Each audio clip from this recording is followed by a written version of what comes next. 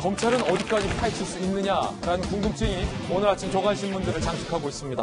먼저 청와대 강민석 대변인의 이야기부터 들어보시죠.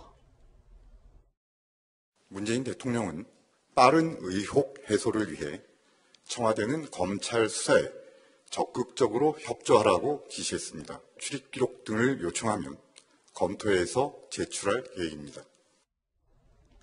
강민석 대변인은 대통령의 지시가 있기 전에는 출입 기록 등을 법에 의거하여 줄 수 없다, 공개할 수 없다라고 거부를 한 바 있습니다. 그런데 대통령의 지시가 있고 나서 출입 기록을 제공할 수 있겠다라고 밝힌 겁니다. 그런데 또 하나의 관건은 바로 CCTV였습니다. 강기정 전 수석이 청와대 집무실 등에서 돈 전달책으로 지목받은 이 전 대표를 만났다라고 이야기를 했기 때문에 CCTV를 검찰에게 줄 수 있느냐가 관건인데요.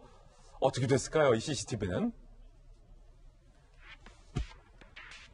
자, 일단 지난 7월 라임 사건 관련해서 이모 전 스타모빌리티 대표의 청와대 출입 여부 확인 위해 CCTV 출입 기록 등 요청했는데 어제 보도해드린 것처럼 거부한 바 있습니다. 그런데 대통령의 지시 이후에 적극적으로 협조하겠다라고 했지만 지금 핵심 관건이 되는 CCTV 같은 경우는 존속 기한이 지나서 존재하지 않는다. 자, 주고 싶어도 없다라고 강민석 대변인은 얘기를 하고 있는 겁니다. 자, 일단은 전현직 정부 청와대 대변인 두 분이 나오셨으니까 여쭤볼게요. 박정하 전 대변인. 네. 먼저 청와대 CCTV가 존속기한이 있습니까? 제가 직접 확인해 본 건 아닌데요. 예. 글쎄, 존속기한을 둬야 되는지, 그게 10년, 20년 지난 자료라면 모르지만, 최근 1, 2년간 존속기간을 두지 않고, 몇 달 만에 없어졌다? 글쎄, 아주 중요한 이 보안시설인데, 놔두지 않는다는 게 조금 납득이 저로선 되지 않는 부분이 있습니다. 예. 박수현 전 대변인.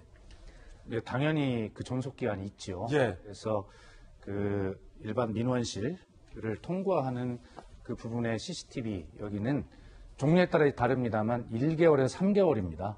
그런데 그 이강세 전 대표가 강기정 수석을 만나게 출입했다는 저 시한이 언제냐면 1년 3개월이 지났어요. 예. 그렇기 때문에 자료가 없는 건 맞고요. 그다음에 그 청와대가 이 문제에 대해서 아마 내부적으로 다 조사를 해봤을 겁니다. 해본 결과 야당은 이것을 권력형 게이트로 몰고 가려고 하지만 그러나 권력형 게이트가 전혀 아니다라고 하는 것을 확인하고 아마 대통령께서 사전에 딱 잘라서 차단하는 것이 아니냐 이렇게 보고 좀 잘했다 저렇게 생각을 합니다.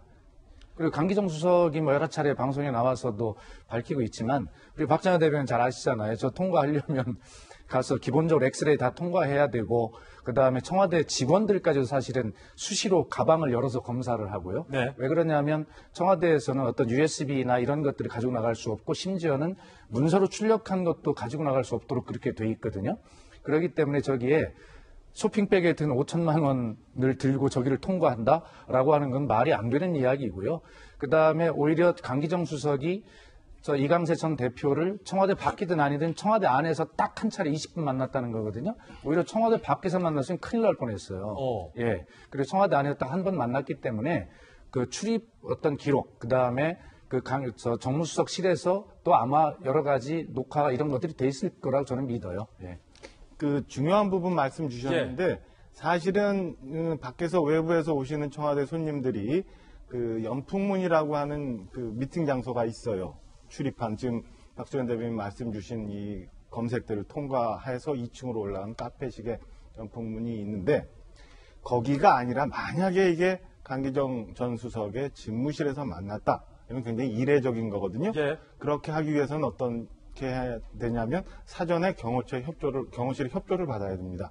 이런 사람이 몇 시에 어떻게 들어오니까 들어올 수 있도록 조치해달라. 그러니까 그 부분까지도 확인을 해야 되고요. 어허. 두 번째는 이 연풍문을 통과하지 않았을 가능성도 있어요. 예. 통과를 했지만 차량 협조 등을 받아서 짐이나 차량은 청와대 관용차 내지는 이런 걸 통해서 연풍문 옆에 있는 차량 통과 위치로 지나가고 이 전 모 대표는 연풍문을 통과할 건 아닌 차량에서 그냥 검색만 하고 갔을 가능성도 있어요. 그러니까 제가 볼 때는 이 부분까지도 한번 봐야 되지 않을까 싶어요. 그러니까 단순히 연풍문 게이트를 금속 탐지대를 통과했다 안 했다 그럴 때는 돈이 안 된다라고 아니라 이게 다른 방식으로 들어갔을 경우도 있다라는 거를 하고 확인하고 검찰이나 청와대도 이 부분에 대해서 정리를 해줘요. 그래서 사실은 CCTV가 중요해지는 겁니다. 그러니까 연풍문 출입하는 CCTV 기록은 올해 뭐 존속 기간이 오래돼서 없어졌을 수도 있지만 비서실 1, 2, 3동에 근무하는 그 상황에 대한 CCTV는 사실 먼저 말씀드린 것들은 굉장히 중요한 자료거든요. 그게 1년, 2년 존속 기간을 두고 보관을 안 했을 수 있다? 저는 조금 그 부분에서까지는. 그러니까 저 CCTV에 많은 숨은 그림이 있을 수도 있다. 저는 뭐 개인적으로 생각을 합니다. 예. 예, 그렇게 이제 말씀하시는데 연풍문 출입 시스템이 그렇게 돼 있어요. 가서 면회 신청을 하지 않습니까? 보통 국가기관과 절차가 같습니다. 면회 신청을 하고 그 다음에 만나기로 한 사람에게 전화를 걸어서 약속이 돼 있느냐, 약속이 되는 거 맞다. 그럼 신분증 다 하고 엑스레이 검색 때 통과하게 돼 있고요. 지금 박 대변인 말씀하신 대로 옆에 차량으로 통과했다. 그럼 더 좋죠. 그럼 기록을 확실하게 해야 되니까. 그래서 이 출입 자체의 어떤 의혹을 갖는 것은 뭐 제가 볼 때는 큰 문제는 없고요. 예. 더 잘 살펴보면 금방 드러날 일입니다. 예. 자, 전현직 대변인, 청와대 대변인 두 분 사이에 각기 다른 의견들 첨예하게 지금 전해드리고 있습니다. 관건은 돈을 받았느냐 안 받았느냐가 될 것 같습니다. 김봉현 전 회장은 그 이모 대표에게 강기정 전 수석에게 주라고 5천만 원을 줬다라고 밝혔고 강 전 수석은 이에 대해서 전혀 사실이 아니다라고 강하게 부인을 하고 있는 상황인데요. 김봉현 전 대표가 바로 이 돈 전달책이라는 이 전 대표에게 수상한 송금을 했다라는 내용도 오늘 동아일보 취재로 보도되고 있습니다. 이 돈은 또 무슨 돈? 라임 전주 김봉현의 수상한 송금 내역 한번 살펴보실까요? 오늘 동아일보 보도에 따른 건데요. 김봉현 전 스타모빌리티 회장이 이모 전 대표에게 월급과는 별도로 매달 수천만 원씩을 줬다? 그래서 그 돈이 합해서 1억 6천만 원이다. 이 월급 말고 딴 돈이에요? 자, 이모 전 대표는 김봉현 전 회장이 강기정 전 수석에게 5천만 원 전달책으로 지목한 인물이고요. 2015년 5월부터 작년 1월까지 10차례 송금을 해줬네요. 한 번에 5천만 원 송금한 내역도 있는 것으로 동아일보는 보도하고 있습니다. 2018년엔 이 이모 대표의 호텔 숙박비 15일치를 대신 김 전 회장이 결제하기도 했다. 이모 대표는 김봉현 전 회장으로 돈 받은 시기가 참 이게 흥미로운데 대부분 광주 MBC에 재직했던 당시였다. 김 전 회장에게 소개시켜주기도 했던 인물이 바로 이 이모 대표인데 그때 광주 MBC 재직 당시였다. 근데 돈을 받았다. 검찰은 정관계 로비 자금 여부에 집중을 하고 있습니다. 이모 전 스타모빌리티 대표의 해명도 있습니다. 그거는 김 전 회장이 나한테 준 게 아니라 내가 앞서서 빌려줬던 것을 차근차근 갚은 거다.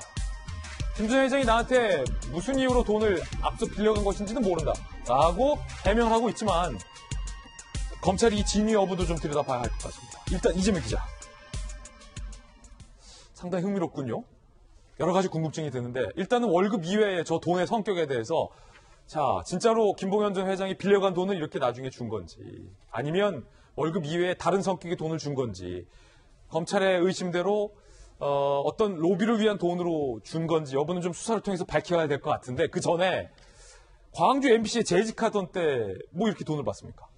당연히 광주 MBC 재직할 때, 뭐 보도국장일 때, 뭐 기획국장일, 경영기획국장일 때, 그리고 사장일 때 이럴 때 이제 뭐 많게는 5천만 원까지, 아니면 적게는 500만 원까지 해서 이제 한 3년 8개월가량 받았다는 건데 그렇기 때문에 사실 월급일 수는 없는 거죠. 그 뒤에 이제 2018년도에 그 라임 측에 합류하고 나서 이제 받은 건 모르겠으나 그 전에는 그러다 보니까 검찰도 이게 로비 자금이 아니냐 이렇게 보고 있는 거겠죠.